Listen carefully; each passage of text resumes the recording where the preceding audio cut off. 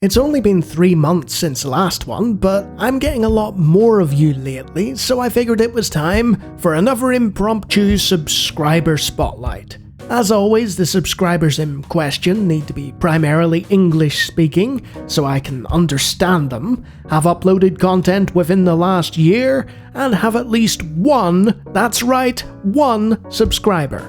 A lofty bar as always. And there's a number of notable names here. Let's see what you've made then.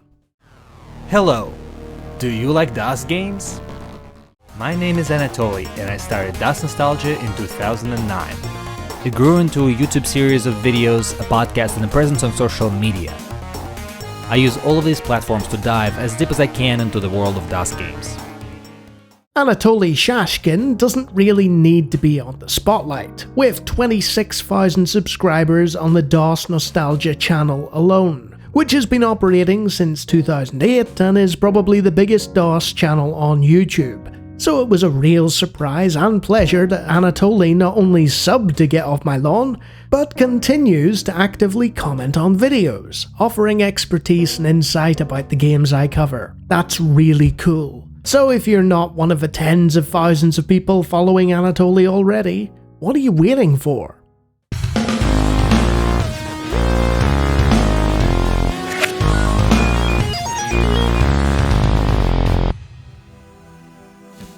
Hey guys, welcome back to DOSStorm. So I was working on another video and it didn't quite work out for this week, but I haven't given up on it, so I'm going to release this video instead. It's going to be interesting too, trust me.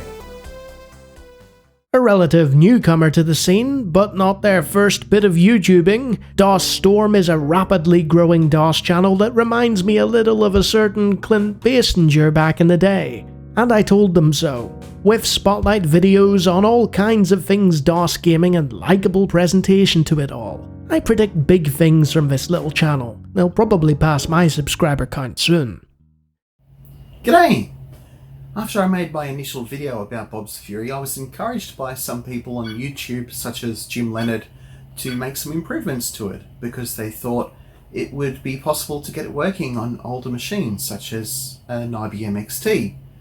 I've been taking a look at doing this, and I thought I'd like to give you a little bit of an update on how things are going. Sparsy is a self-professed, middle-aged computer nerd from down under. By their own admission, their content isn't high production, but they try their best with what they have. And you know what? Modesty be damned. Sometimes the best you can is good enough. And as evidenced by their fun series MS-DOS Homebrew, which looks at modern DOS games and totally wasn't an idea I had that he recorded before I got the opportunity to. Seriously though, the channel is full of great DOS content and well worth a look. The presentation is fun, and Sparsy clearly has a background in programming and knows what they're talking about. Good work, mate!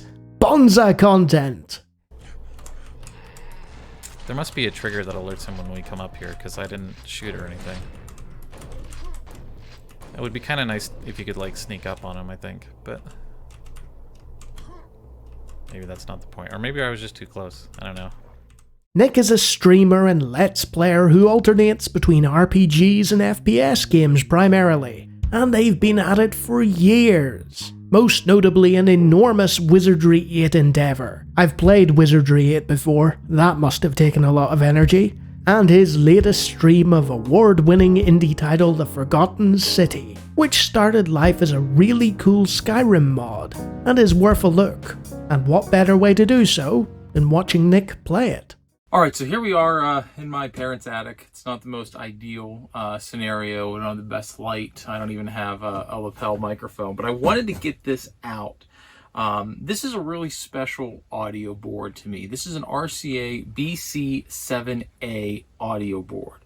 It's part of the BC series, specifically BC7. This audio board, they really didn't make a whole lot of these. These were for radio stations, some television stations, early television stations. Mike focuses on retro technology, and is a very enjoyable listen as he tinkers with all kinds of weird and wonderful devices. It's another one for those who like the building and construction side of things rather than my own gaming-centric content. There's all kinds of bizarre and interesting choices for Mike to tinker with, just waiting for your eyeballs to behold. How do you make an underpowered, slow 8-bit CPU seem a bit more capable than it really is? Interrupts.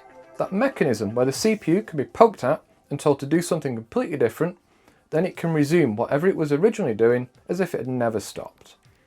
On the Spectrum, and in this instance I mean the original 16 and later 48K Spectrum, this was done in a typical Sinclair way, cheaply, with as few components as possible, leaving the majority of the work to the programmer. Let's look at how these devious hardware designers crafted a cheap and functional system that didn't exactly follow the Z80 specs. Another James! They're multiplying! This one writes code and builds projects involving retro computers, from Ataris to Spectrums to the BBC Micro.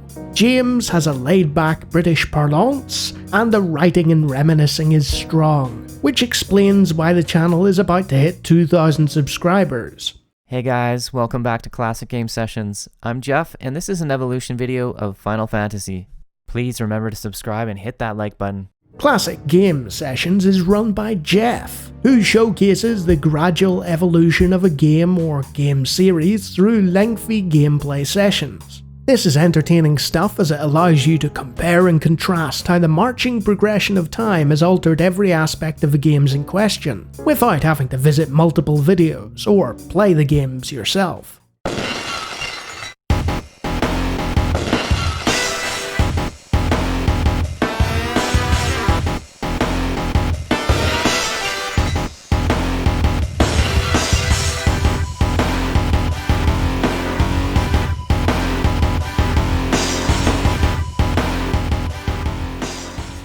"11 years ago, a user called The Legend of Renegade stopped playing Pro Evolution Soccer 5 for a few minutes. This was in itself an impressive feat, as that game's brilliant. Instead, they decided to remix music. Thousands of videos, multiple accounts, and close to 50,000 subscribers later, and the legend that is Renegade keeps going. So if you ever started a question with, wouldn't this game music sound cool if it was actually played through that console? Then chances are Renegade has your answer already. Trees are able to find the Pareto optimal positioning for their leaves so that they don't disturb each other. I find this remarkable. We humans find this difficult. We tend to think in coercive zero-sum games, and yet sometimes plants and animals are able to find these answers to morality themselves. It seems as if this is based upon things like entropy, these models of trying to create a best possible future with the most outcomes possible, basically preserving the future of freedom.